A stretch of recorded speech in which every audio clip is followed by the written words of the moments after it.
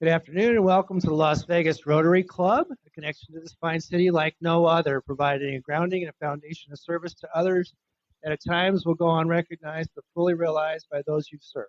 My name is Kirk Alexander, and I'm honored to be the president of this fine club. So we wanted to bring up, we need our inspirational leadership thought of the day, an invocation from Sean Sennett.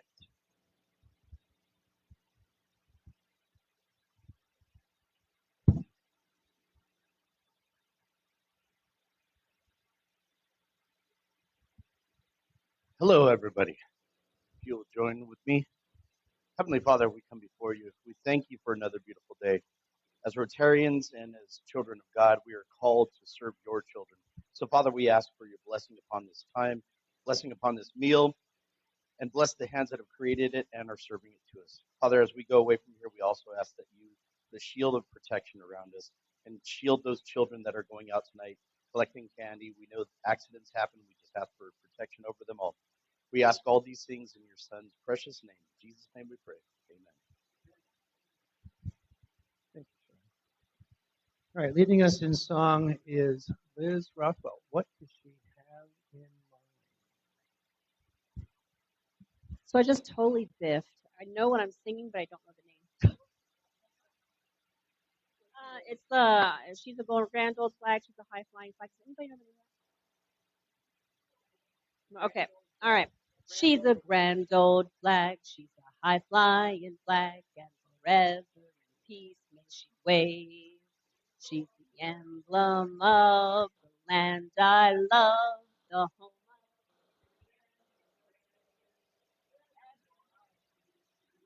The red, white, and blue, and there's never a boast or brag. May the old acquaintance be forgot. Keep your eye on the grand old flag.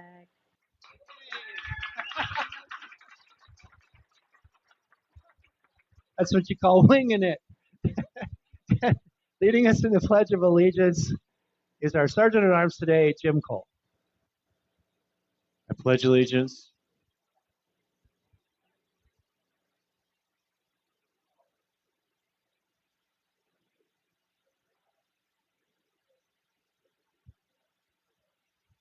All right, and we'll recite the four-way test of the things we think, say, or do. Is it the truth?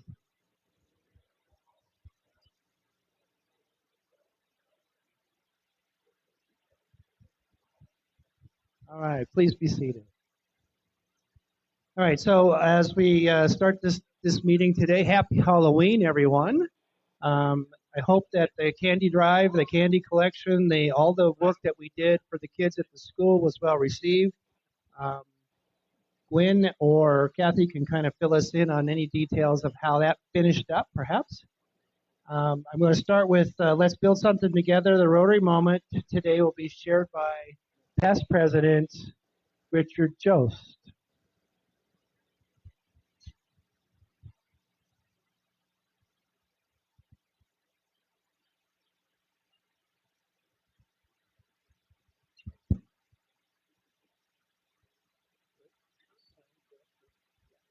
So while he's signing the brick, I'll remind you that we're building a well around a tree that we planted at Beckley Elementary School, and these bricks will be incorporated into that well.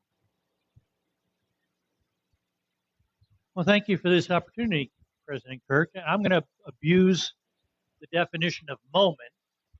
My Rotary moment was the year that I had the privilege of being the club president, which was also the year that we figured out a way to survive during the pandemic when we couldn't, part of the year we couldn't meet together, part of the year we had hybrid meetings that were both live and for a limited number of people and online. And my concern had been how in the world were we going to do all the things that we normally do? And that concern evaporated pretty quickly around this time of year when I discovered that we were able to give cavities to millions of local school children by collecting candy and giving it out in spite of the fact that we couldn't physically come on the campuses. And it continued through the entire year. Every time we had another event come up that we would normally do to reach out to the community, and I'd be sitting there thinking, how in the world are we going to manage this? Somebody in the club had already thought about it and figured it out. Thank goodness they were smarter than me. And we did virtually every event that we would normally do. We had virtual wine tastings to raise money. We had a virtual holiday party, if you can imagine that. And people actually continued to participate through the entire year in spite of the government trying to tell us that we couldn't meet, and in spite of the fact that virtually every other Rotary Club in the Valley went dark for a year. We didn't. And I was just constantly blown away by the way that every one of you managed to keep us going. So that was my Rotary moment. Thank you, Richard. Thank you very much. Yeah, those were trying times. We certainly had to be creative about putting things together with speakers online. I'd like to thank the people that set up today. Bob Warner, Kathy Mahan, our warm welcome greeters. I think Myung and Leah were at the front doors. David Jones and Stu Lipoff for marketing and presentations. Linda Peterson and Bob Heiser and Nikki Junian working at the guest desk. And the closing team, Debbie Howard and Michael Williams. I believe there's a little bit of help in addition to the both of you that we'd be happy to help you tear down. And recording our history today is not Rod Tucker, but Nancy Anderson. All right. And Facebook streaming is done by the media team. Meeting photographer today, capturing the moment, is Debbie Howard. And thanks to past president Jim Cole for introducing Debbie to the club.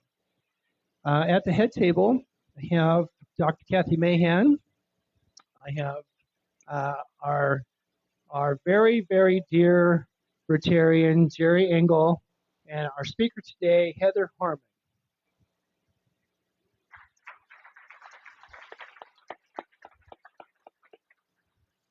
So for announcements, we have a few of them, not as many as we've had in the last couple meetings. So we have Stu Lipoff, Jim Cole, Liz Rothwell, Rosalie Hedrick, Melanie Muldowney. She's going to talk a little bit about the new member orientation coming up on the 7th of November. Jim Hunt with a debrief on the Cigar Social, and a reminder about the food drive that's taking place. The contest anyway, with the luncheon that we have with Kiwanis coming up here in another 3 weeks.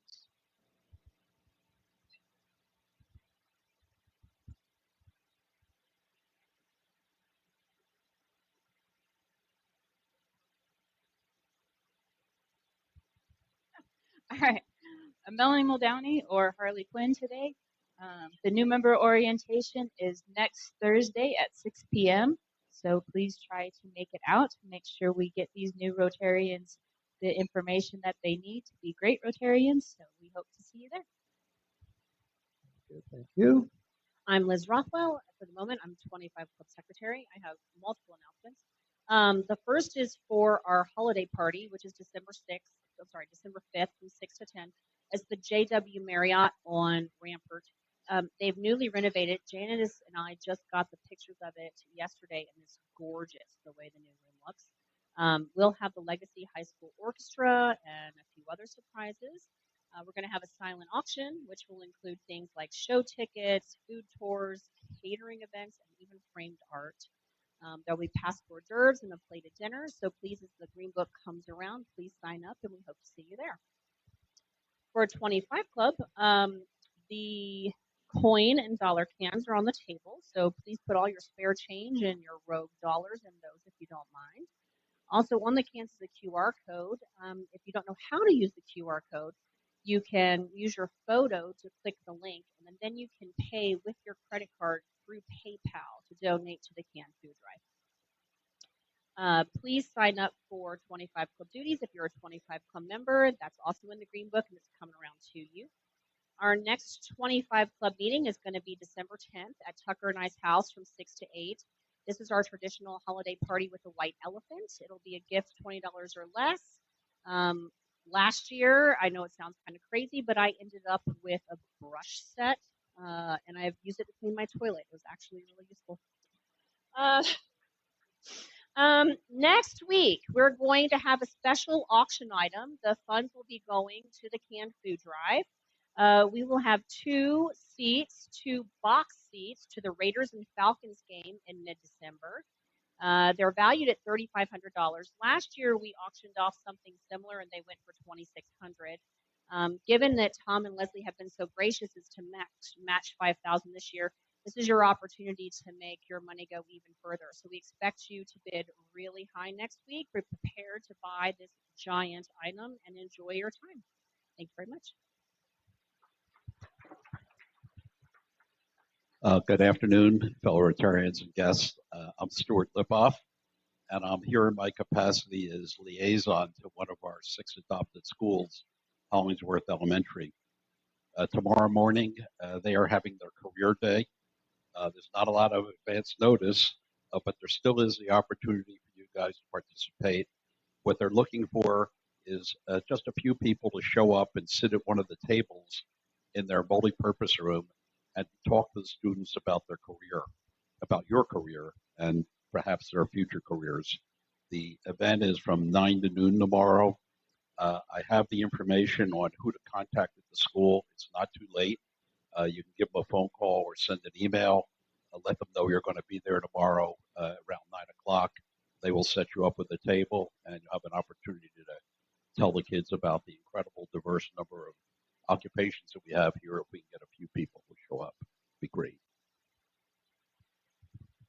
Good afternoon, Rotarians. I'm past President Karen Wisenhunt, reporting for Jim Hunt and on our 30th cigar fellowship that we had on Saturday night. Thank you to Tom and Jane Crow for hosting it in their beautiful home with their beautiful view. This was our 30th event, and we raised $1,290 for the foundation. To date, we have raised $27,994 for the foundation. We had 47 people at the party, and probably 70% of them were dressed up in costumes. Annie was lovely, just lovely as Antoinette. And so we had a contest on that and a raffle, and it was absolutely fantastic. Out of those 47, maybe 12 of them smoke cigars. So those of you that are new to the club, please come out to the next one. You don't have to be a cigar smoker to attend. So thank you all. Thank you, Karen. Okay, I'm going to give a recap on our corporate tour that we did on Tuesday. So of the 20 who signed up, we had 17 in attendance. I made a few notes because I didn't think I'd remember all this. We went to the River Mountain Treatment Facility, which is way over in the mountains this way. The Southern Nevada Water Authority treats and delivers up to 750 million gallons of water per day and provides up to 81% of our water supply to the valley. We got to take a tour in the intake pumping station area, the central control room where they monitor the usage of the water and other factors, the ozone process, the ozone contactors. That was really cool. A lot of bubbly water. The flash rapid mixers, the filtration process, how it's treated and pumped through 26 high pressure stations into the valley. And there are also several underground water storage tanks over on that side of the mountain by the facility where they keep water stored in the event of an emergency or as a backup. So it was a great tour. We had a lot of fun, and looking forward to the next one. Thank you. Hi, Tina Bishop here. Just a quick note about Walk for Water, which is coming up on November 9th. If you did not sign up, but you'd like to walk, we have room for a few more walkers. And you can even show up that day. They'll sign you up and accept your waiver that day. So that's November 9th. And if you don't come, it's off with your head. And then quickly, Will Beckley is having their Harvest Festival where they're going to use the candy that we donated Friday, November 8th from 4 to 6:30. And if anybody wants to stop by and help organize games or relieve a teacher, they'd appreciate it. Thank you. Thank you, Tina. Mr. President, can I go? You should. Thank you. My name is David Jones. Our club is fortunate to participate in a 3-day, probably 300 to 400 eighth graders stuck up in the mountains in Southern California. I think it's going to be crazy, but a lot of fun. It's called Teen Leadership Camp. We have 10 slots. We have 3 members of our club whose eighth graders, either children, grandchildren, or whoever, however related, will be attending, but we also are going to have probably 7 kids from Cashman. Myself and Dr. Michael Williams, will be facilitators. So if anybody else wants to spend 3 days, Friday, Saturday, and Sunday, up in the mountains, helping us corral 300 to 400 kids, obviously there'll be more of us, we could use your help.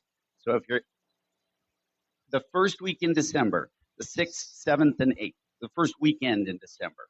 So if you want to be a facilitator, we would love to have you get a ride up on the bus. It doesn't cost you anything. 3 fun-filled days up in the mountains of Southern California. Sometimes it snows with 350 eighth graders. Thank you. President Kirk, my fellow Rotarians and guests, past President Jim Cole, current Foundation President, I'm here to talk to you about Santa Claus. It's going to be December 5th. We're going to be shopping for 365 kids at the local J.C. Penney's, and then we're going to take them down to the UNLV. We'll take them down to the Boy Scouts facility where the UNLV athletics teams will set up a field day for them. So if you haven't signed up to shop already, please do. We still need some, and we also need just maybe 1 or 2 more people to volunteer down at the field day portion. You could look in the green book and sign up for that. That'd be great as well. Today is the last day to get the match from the Ingolstadt Foundation that past President Ginger is able to get for us. So if you haven't contributed already, please do, because not only do we have the kids we're shopping for on December 5th, we also have clothes that we're getting for Safe Nest, who those children can't shop with us because of their unfortunate circumstances, and then Summer Santa Claus. All of that can be part of your donation and matched dollar for dollar from the Ingolstadt Foundation if you do it by today. So I'd like to encourage you, if you haven't done so, to do so already. And finally, November 30th, Saturday, November 30th, will be the backpack stuffing at the Boy Scout area facility. Thanks to past President Karen, we have 400 backpacks that we need to stuff with books and dental kits and toys for the kids to take home. So thank you. Yes, you have a question? Yes, it's on the 30th. If it's still 9th in the program, it needs to be changed to the 30th. Very good, Jim. Thank you. One thing to add on to one other part of that is that if you do intend or want to volunteer to corral 14-year-olds for a weekend, just know it's the next morning, a very early call at 5:45 at the South Point, the morning after our holiday party. Keep that in mind. All right. Thank you, everybody, for making announcements. We do have a presentation today. As you can see, we have people from Nellis Air Force Base visiting us, and Bob Pizer would like to come up and make a presentation.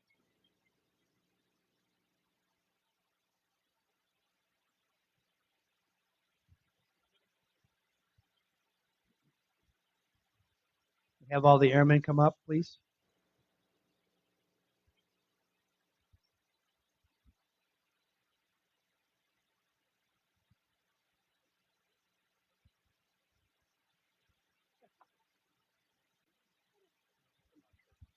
I'll figure it out.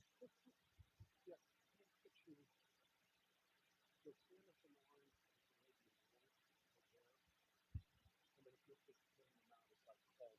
Just step forward.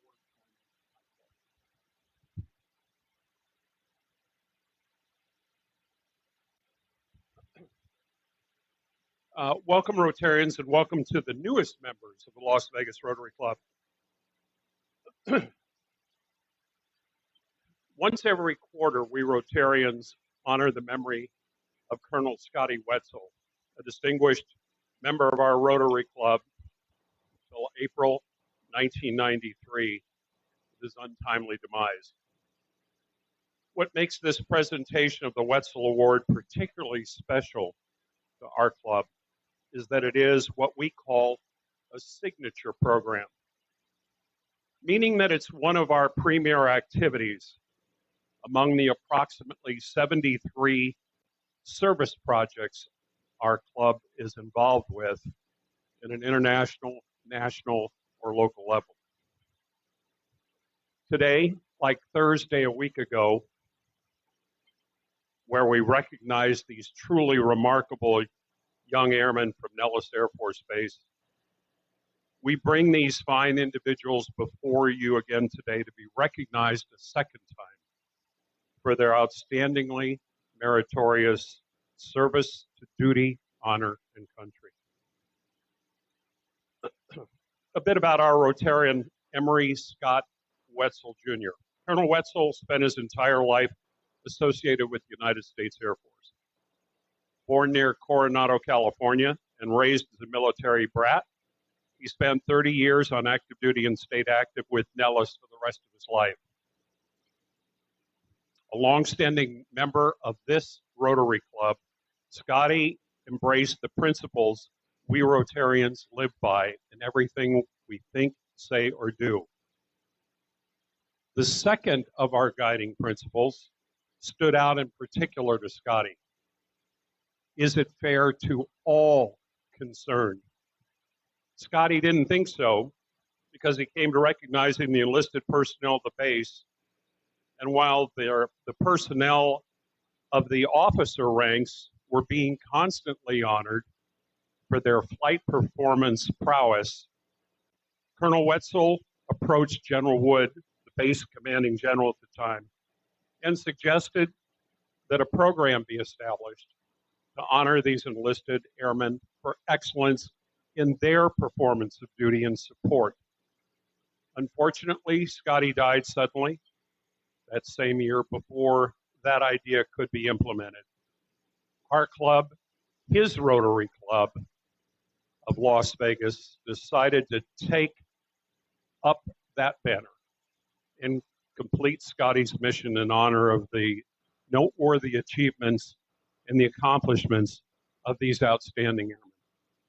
So today I wish to present to you the following outstanding airmen that you see before you. As I stand forward. Senior Airman Emmanuel Bailey.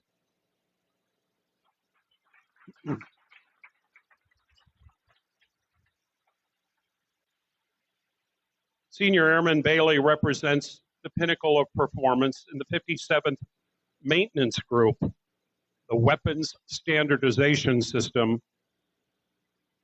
Senior Bailey's position as Squadron Lead Crew member has been bolstered by his 241 evaluations, leading to 2 units and 54 aircraft armament technicians surpassing Air Combat Command criteria in initial and monthly certifications.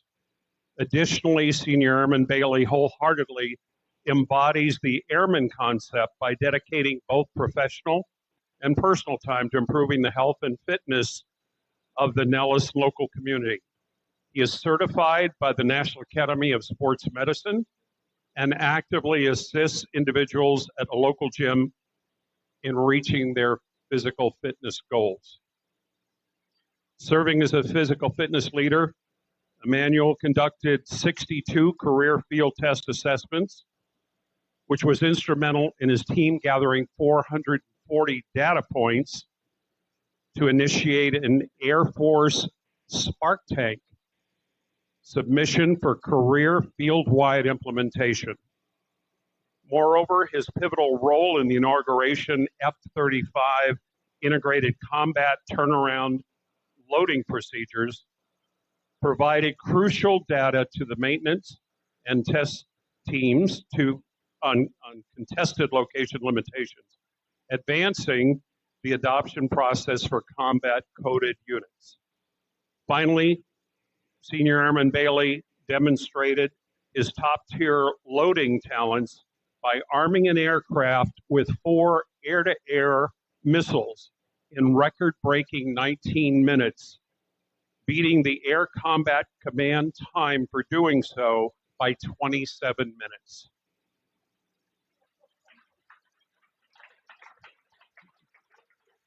His unprecedented performance was praised by the Career Field Manager, the Air Combat Command Functional Manager, the 57th Group Commander, and he was coined by the 57th Wing Weapons Manager. The Weapons Standardization Section is proud of all of Senior Airman Bailey's accomplishments. We believe Colonel Wetzel would feel the same. A round of applause.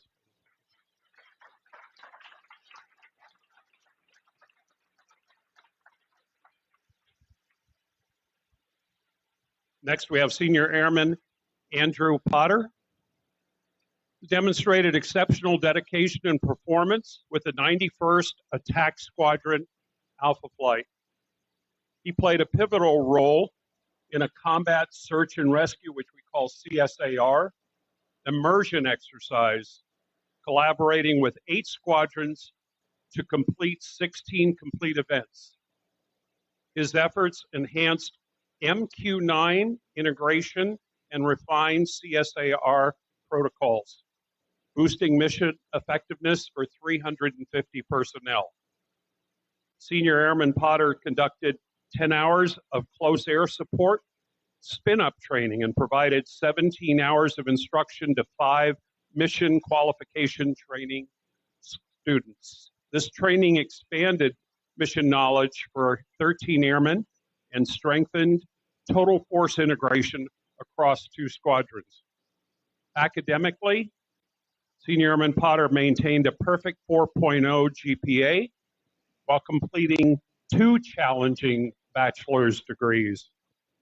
His achievement earned his recognition on the 2024 Dean's List and secured a $6,000 scholarship, reflecting his commitment to growth. Additionally, he mentored 2 peers through the financial aid process, resulting in full funding for their college courses and enriching their career development. Senior Airman Potter's outstanding contributions and leadership make him a deserving candidate for the Wetzel Award.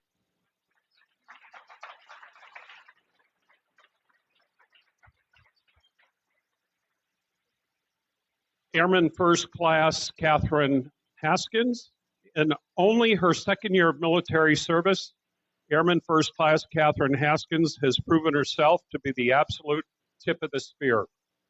She is currently the sole wing level personnelist filling a staff sergeant position in the command support staff of the 423rd Wing, 423rd Air Expeditionary Wing headquarters. In this role, Catherine oversees the administrative welfare of 145 Wing Staff Agency airmen and civilians, directly bolstering the Wing Commander's command and control capabilities of over 4,000 airmen. Catherine expertly facilitated 142 client server liaison updates, resolving network issues and keeping the Wing Staff Agency connected to the mission. She also resolved 16 case management system cases, detecting discrepancies and ensuring their apt resolution in accordance with unit and Air Force standards. Catherine volunteered to be a physical training leader, and in this role, she administered 25 physical fitness assessments, and during 2 of those assessments, Catherine quickly responded to urgent medical situations. Thanks to her hasteful reactions, both members received medical assistance that they required, alleviating any further distress. Airman First Class Catherine Haskins effortlessly exemplifies the Air Force core values, and is an invaluable asset to the wing staff.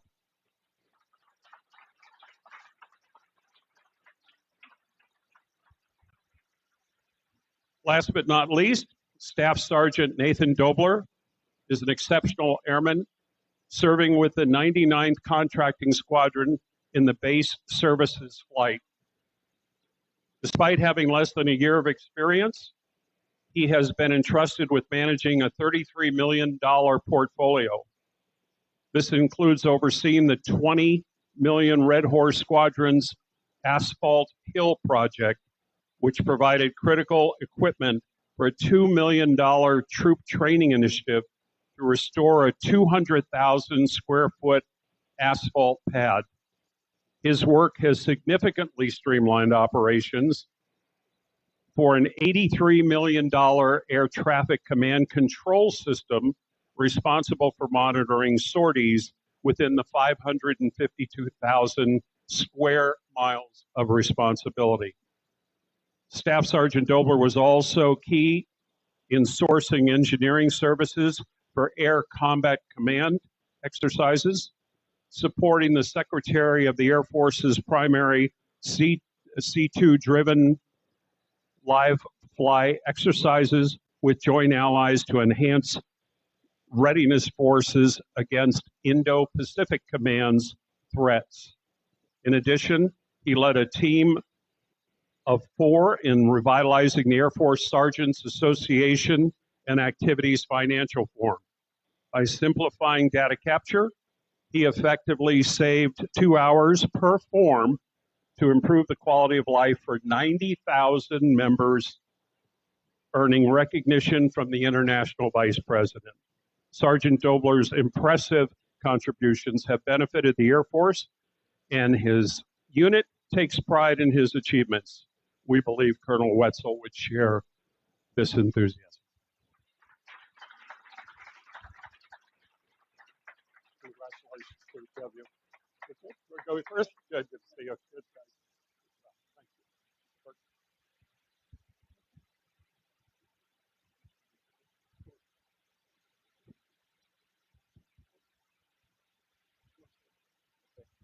you. On behalf of Nellis Air Force Base, Base Commander Colonel Glenn and Command Chief Master Sergeant Adrian Warren, they just want to express their thanks to the Rotary Club for their continued support for our outstanding airmen at Nellis Air Force Base. And thank you to the staff of Lori's Prime Rib for providing us with this wonderful meal that we're having here today. So continued thanks and appreciation for the support of the Rotary Club. Thank you very much.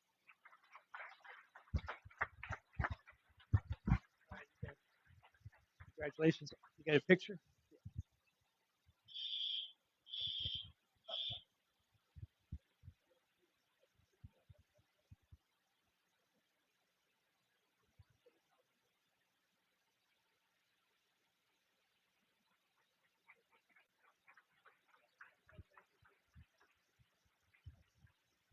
All right. Now, with that, let's move right into the raffle.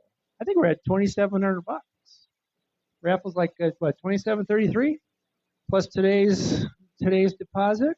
We'll go with a ticket that reads the last 4 digits of 1278.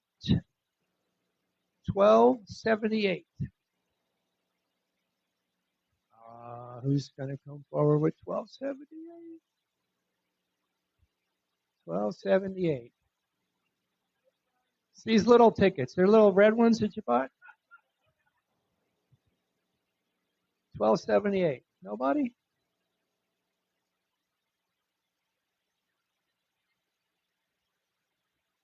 Uh-oh.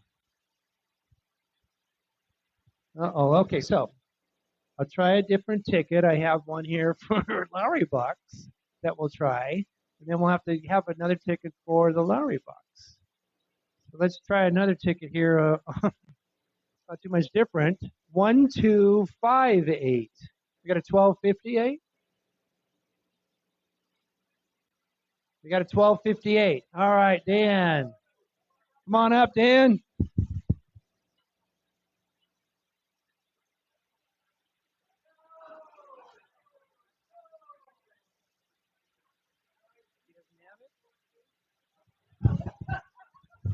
You don't have it, huh? Happy Halloween. What? That doesn't count. All right, there's not a 1258 in the room either. Neither one. Okay, so let's try another ticket. How about 1346?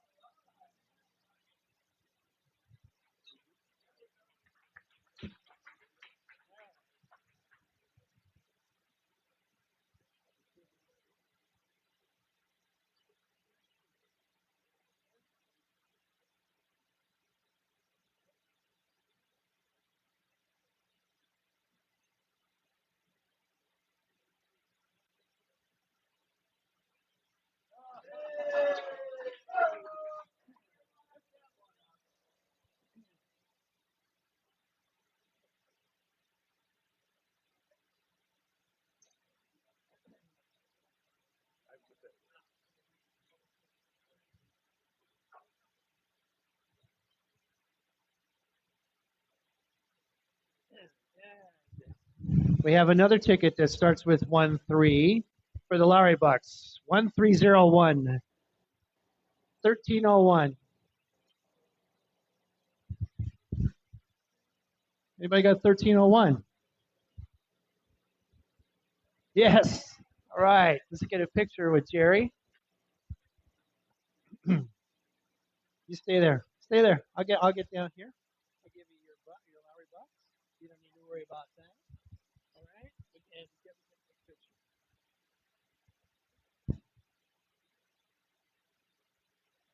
Very good. Congratulations, Jerry. All right. And with that, With that, perhaps we'll introduce our guests. I think that would be a really good idea. Since we just went right on through the whole darn thing without that, huh? All right. So how did I miss that? What in the world is going on? Oh, I think the sergeant at arms had appeared like at the last moment. We were even recruiting someone else to do that. All right. So do we have guests of the club today? We do. So Rampar has a guest of the club, and then we have Randall Brody in a second, but I'll let Rampar introduce his guest. I have one guest. My guest name is Dr. Rao. He's a very good friend of mine, but he's retired now, taking it easy.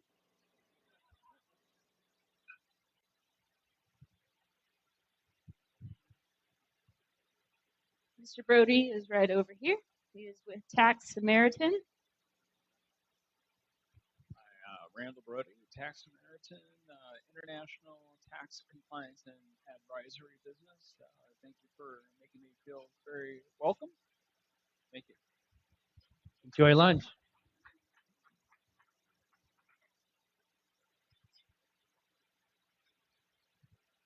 All right. How about guests of Rotarians? Anybody that's a guest of Rotarian? You have any internet?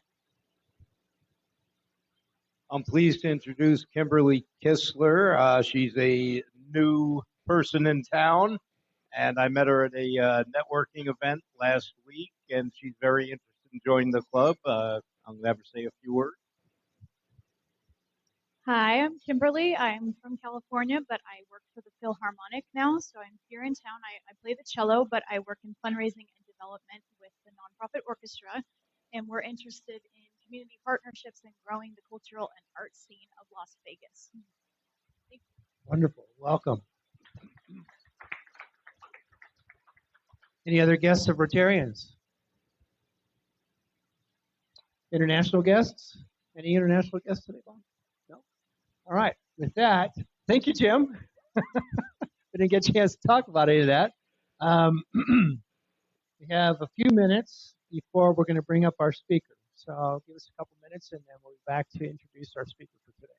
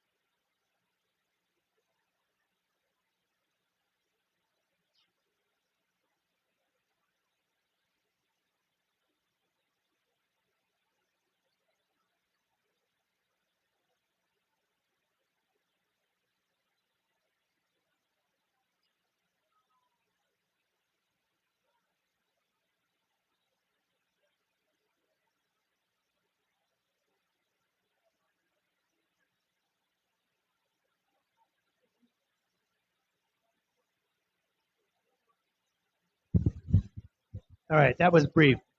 All right, so what I'm going to do is I'm going to bring up Tom Thomas. He's going to introduce our speaker today, Heather Harmon, and give us a little background on what she's going to talk about.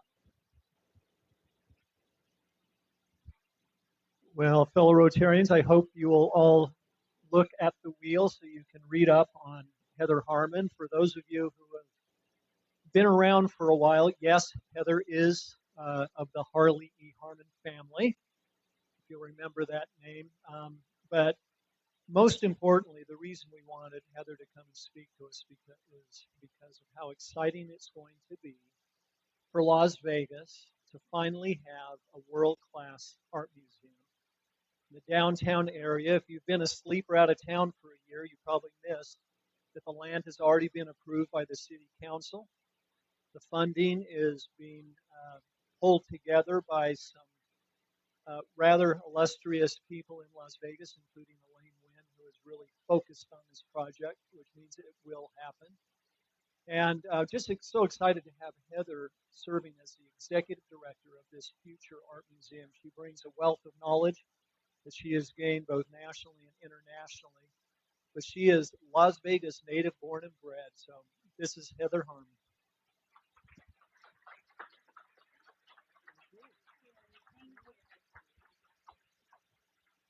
Thank you. Thank you so much, Tom. And thank you all for having me.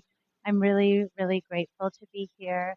And congratulations, Airmen, on all of your incredible accomplishments. It was amazing to hear about those today. And thank you, Kirk, for your gracious hosting.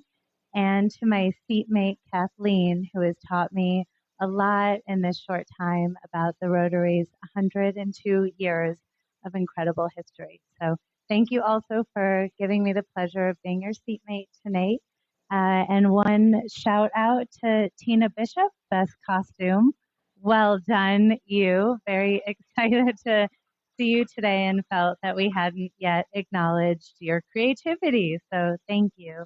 And thank you all for having me and giving me the chance and the space to talk about the forthcoming Las Vegas Museum of Art. As Tom has mentioned, this will be the first freestanding art museum in Las Vegas, which is wild when you think about it, with all the incredible developments that we've made and the accomplishments that we've achieved to have this be really an incredible effort in Symphony Park.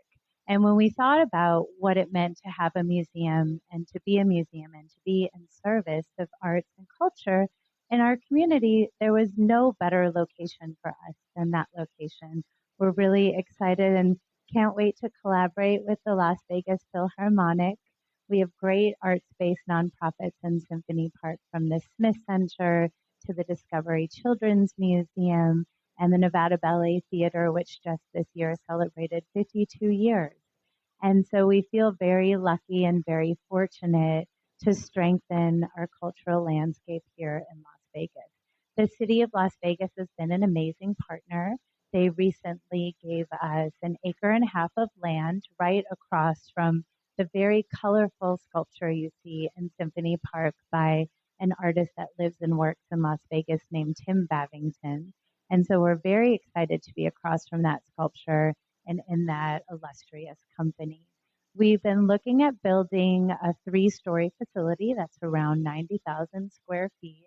Like many museums that are in great city centers, we're going to be really a full front of house facility and in service to the community. We'll have 3 exhibition spaces that are constantly rotating so that anytime you and your family go to the museum, that it will never be dark, that there will always be exhibitions on view. So we'll have a lot of community space, we'll have a lot of gathering space, we'll have outdoor sculpture, and we'll have a lot of programming for you to enjoy when we open at the end of 2028, early 2029, which is our projection. We're looking to break ground in 2026 or early 2027, and that's the rollout of our timeline.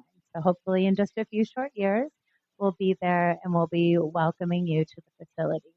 One of the great elements of our partnership, in addition to the incredible support of Elaine and our board, is that we'll have a partnership with the Los Angeles County Museum of Art.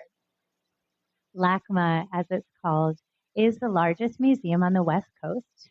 They're encyclopedic, which means our programming will be able to speak across time, media, geographies, and we'll get the ability to show everything in art history from ancient to modern, from decorative to design. So we can really work through their collection to program exhibitions that really speak to our community. And we can also work with their dozens of PhD scholars to put to exhibitions together that we feel would be relevant and that we would want our community to have access to. Additionally, LACMA produces around 9 exhibitions at any given time. So you can go there and you can have a wealth of art to see. And so we're really excited to bring that here. And that partnership is very meaningful. What a lot of people don't know in the museum field is that storage can often be a big obstacle. And so a lot of museums' collections, a lot of the time they're only showing 5% of the art that they have.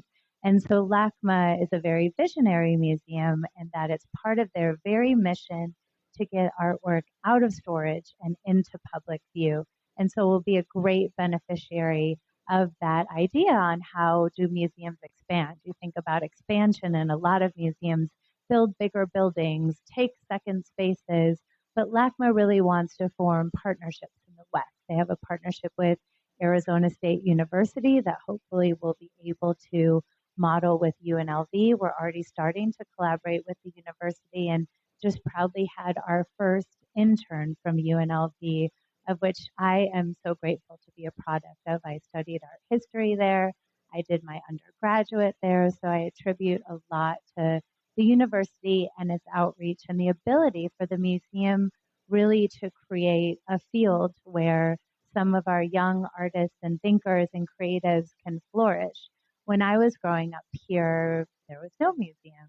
And I had won a trip to Washington, D.C., and I was on the debate team. And so I had the great fortune of walking through the malls and really experiencing museums for the first time.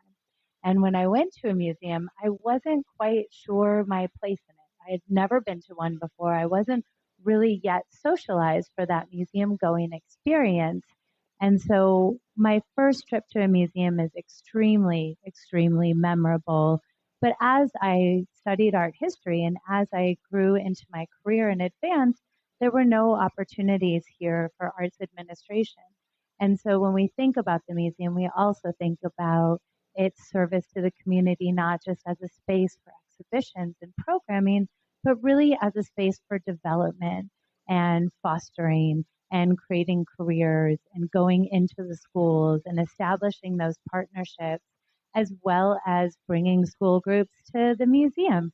And so it's not just the work that we'll do there at the physical space, it's the work that we also want to do out in the community and recognizing that there's great opportunities for those partnerships, hopefully with the Philharmonic and many others.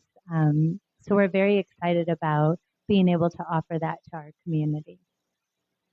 Having been an art history major, it was incredible. I've been very fortunate to have worked all over the world in the arts field. Never did I imagine that possibility of having that opportunity in the arts would take me across the globe. And that was a really fortuitous, but I kept being a museum goer, a viewer, and sometimes it can just be that spark. It can just be that one visit to a museum that can create that transformation in a person's life. So we can't wait to offer that to our community.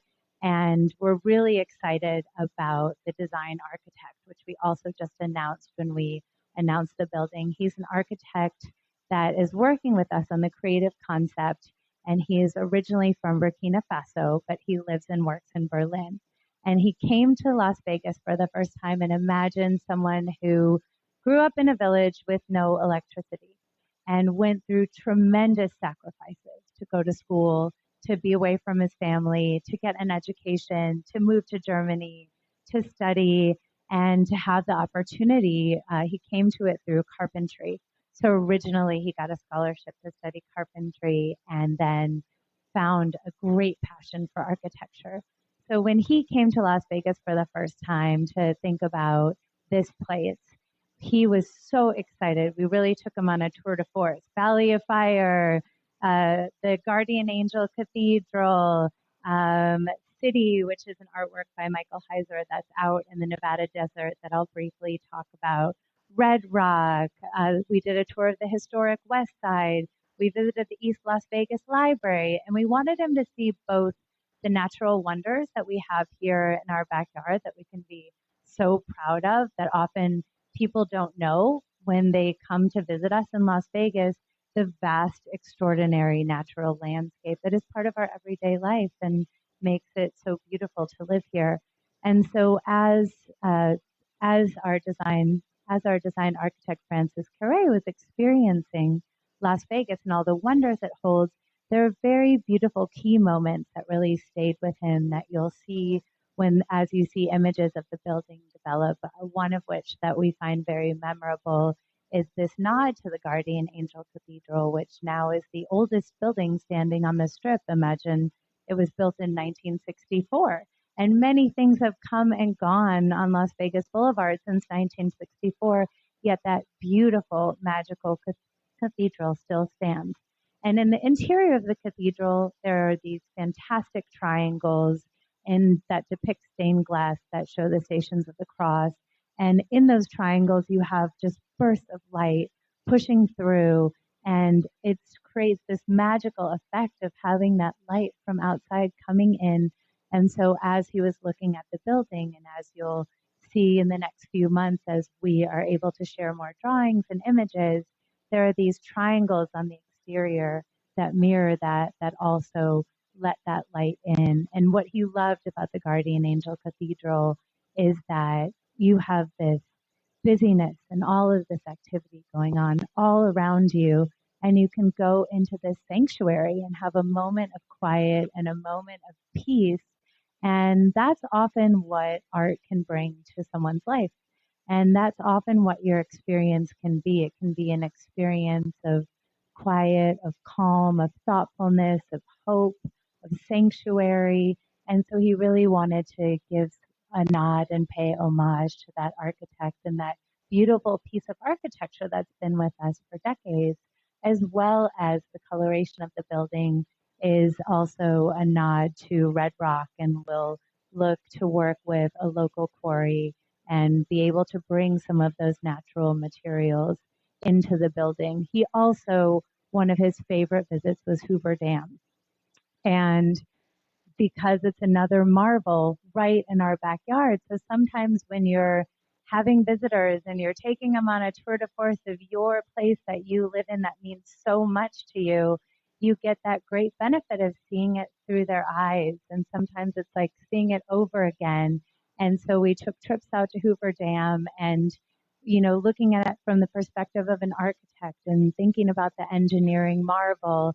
And so there will be a portion of the building that cantilevers over that really aims to bring in that homage to the feats of engineering that we've accomplished here too. So it's wonderful to have someone that looks at our city and wants to celebrate our accomplishments. So it's another layer of what the museum will be able to share with the community. And I think we often move very fast in Las Vegas, and I always encourage our team to take a moment to celebrate where we've come and to think about how young of a city we are and how our accomplishments are tremendous. And so we'll be able to do that not only through the programming, but in the building as well. That we're also very, very, very excited about. And we're just starting to build our team. I can say very happily that of our small but mighty staff of 4, we all grew up here. And that's something we also really want to prioritize. We want to prioritize giving opportunities for those in our community, for employment, for career development, for really the opportunity to earn a great wage and a great working environment, and really an opportunity to flourish and move up with an organization that really aims and has embedded in its very mission to care for the community.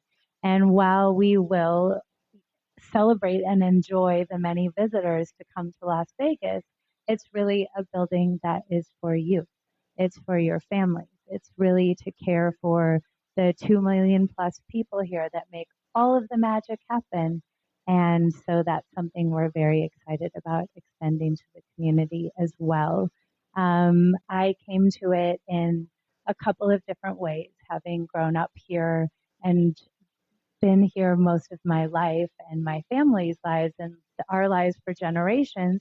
This is a place that means everything to us, and there's nothing we wouldn't do in service of this community. As an art history major, I often had to go out and find job opportunities and come back home. I've done that a few times, but this is the one I'm going to stay in, and this is the one that's going to stick. But I also work for a foundation that governs an artwork that's in the Nevada desert, and it's called City. And it's an artist named Michael Heiser. And Michael Heiser is also a longtime Nevadan, although he was born in Berkeley, California. It's only because his father was teaching at UC Berkeley at the time, but his lineage is in Nevada. And he built one sculpture in the Nevada desert, and it's called City. It's 1.5 miles long, and it's 0.5 mile wide. And it's a beautiful sweeping sculpture inside the Basin and Range National Monument. And it's a sculpture that he built over the course of 52 years. He is turning 80 this Monday, and that will be celebrated both by a proclamation at the state level as well as in Clark County. So about 5 years ago, I was able to return to work on that project and really bring it to public light. After 52 years of construction, he was ready for visitation. And so now we have a program for Nevadans who want to visit that sculpture, and we want to be able to share that with those in our backyard. And so City seems like an unlikely connector, but it was through City that this incredible group of people came together. The CEO of the LA County Museum of Art, Michael Govan, started the board of City, which is called the Triple Out Foundation, in the 90s. And he started coming to Las Vegas every year, sometimes multiple times a year, since 1994, helping this artist realize this unbelievable project. At the time, he was working at a museum in New York City called the Dia Art Foundation, and that work brought him here continually. And every time he touched down in Las Vegas, he always asked himself, well, where's the museum? Why doesn't Las Vegas have a museum? When is the museum going to come? And fortunately for us in this great partnership, that desire for Las Vegas to have this amenity for its community and this great offering never faltered. And so flash forward till around the maybe 2009, 2010, around that time, Elaine Wynn became very aware of LACMA and joined their board. And that conversation stayed. You know, when are we going to have a museum? And so we're so fortunate now to have this great timing and have this great support. And it started very early. The state of Nevada was our first supporter. They gave us our seed funding in the last legislative session, which really allowed us to get additional support from our federal delegation and then get that final sweeping support from the city, who's been so gracious and so incredible in facilitating the gift of the land. So we really look forward to welcoming you in 2028, and I'm happy to answer any questions you might have about the museum or otherwise. Hi, Jerry.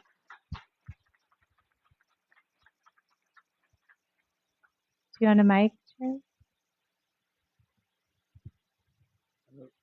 I wondered if you can explain what the difference is between your museum and the one that failed on Sahara, at Sahara Library. We thought we had a museum of art at our library on Sahara, and I attended the opening, and I was hoping that it would succeed. Where did it fail?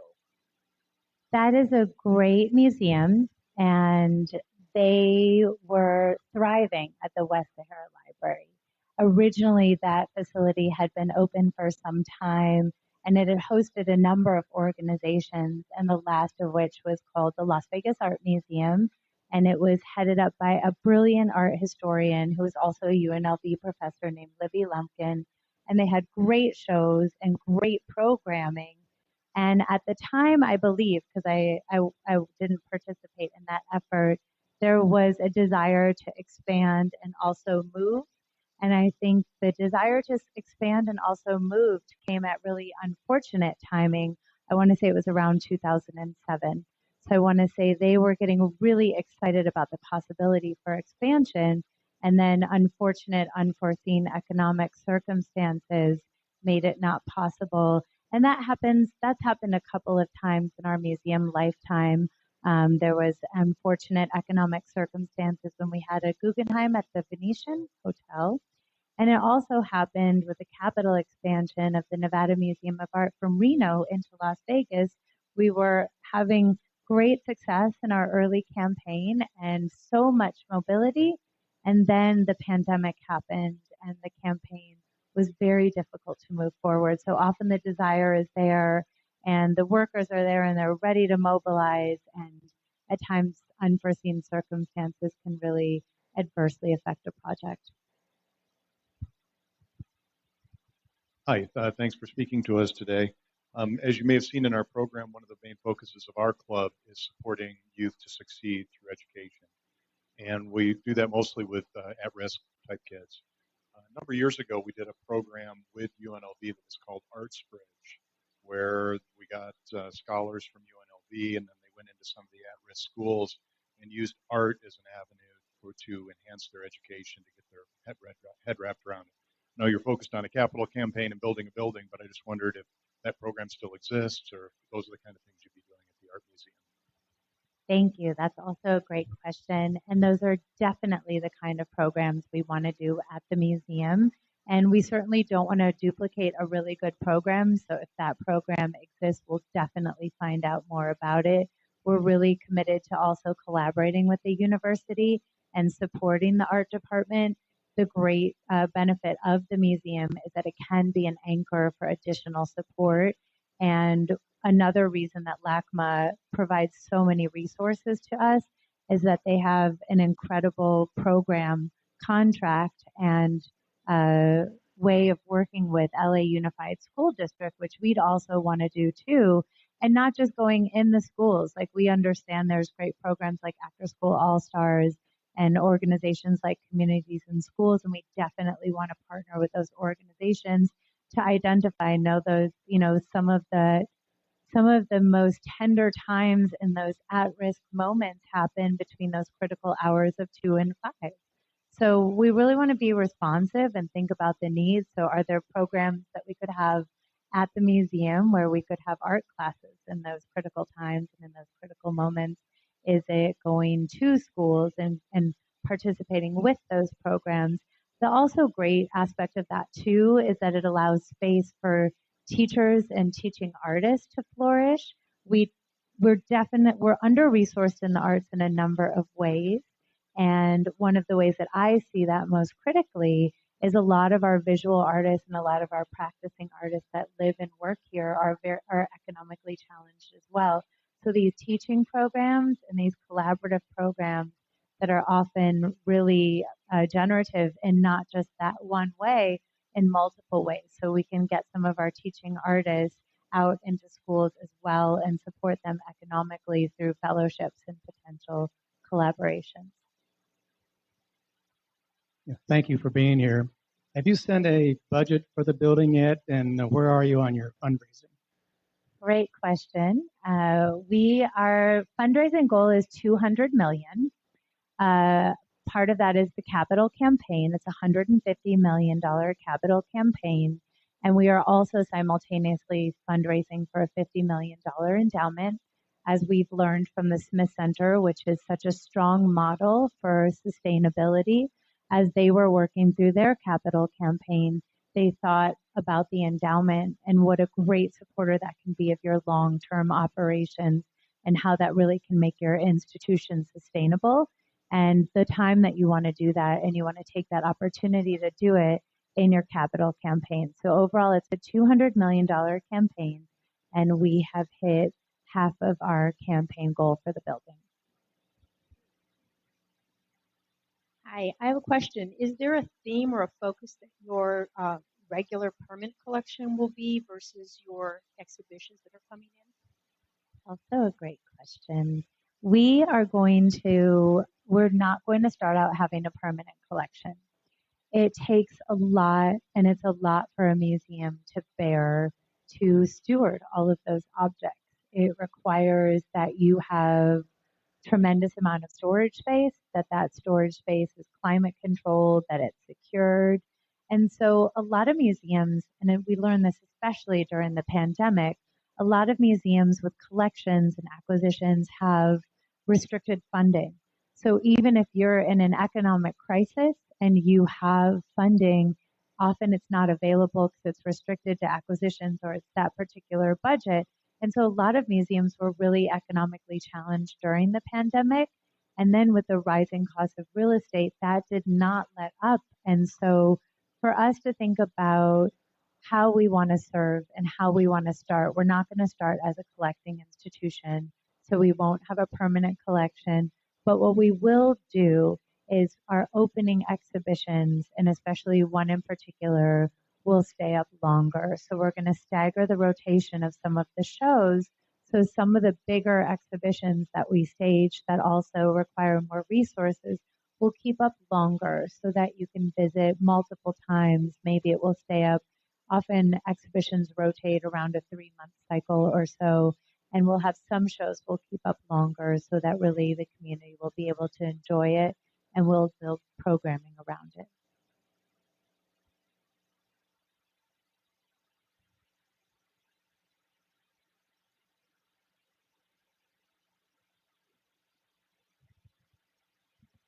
Heather, would you talk a little bit about City? For so long, it wasn't accessible to the public, and there was a lot of publicity about his personality, and he went out there, you'd get shot, and now it's open. So could you address that a little bit? Absolutely. So City was under construction until 2022, and it was completed.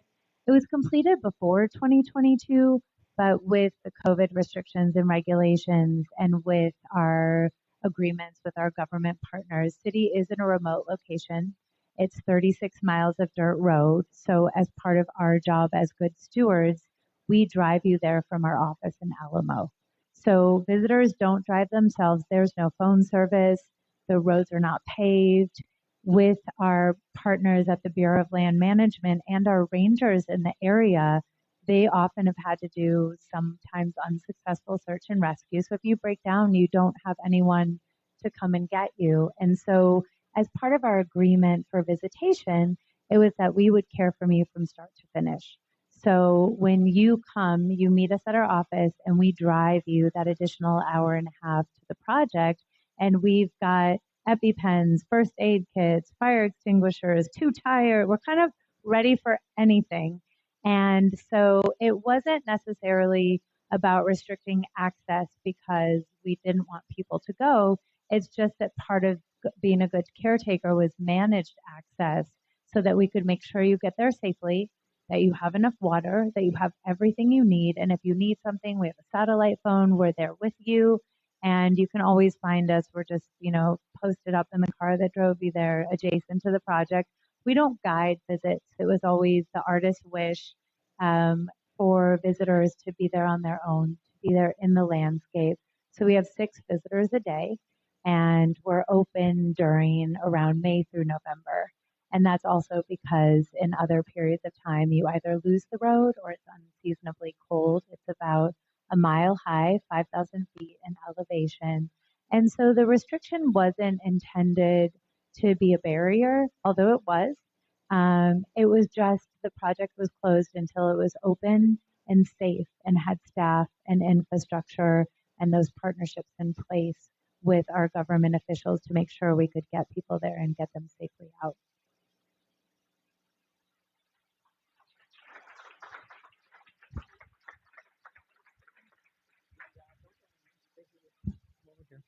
All right. So thank you very much, Heather. That was wonderful. It's great information. We always love to hear something that's new going on in the community. We're offering you a certificate that is what we call a Soul Power Award. It is for our Happy Feet Community Service Program. We'll honor some kids with shoes with in your name. Thank you. Thank you for speaking with us today. All right, in the words of Rotary International President Stephanie Urchik, she believes in our members and calls on them to recognize and amplify the organization's power to save lives. Let's build something together. Meeting adjourned.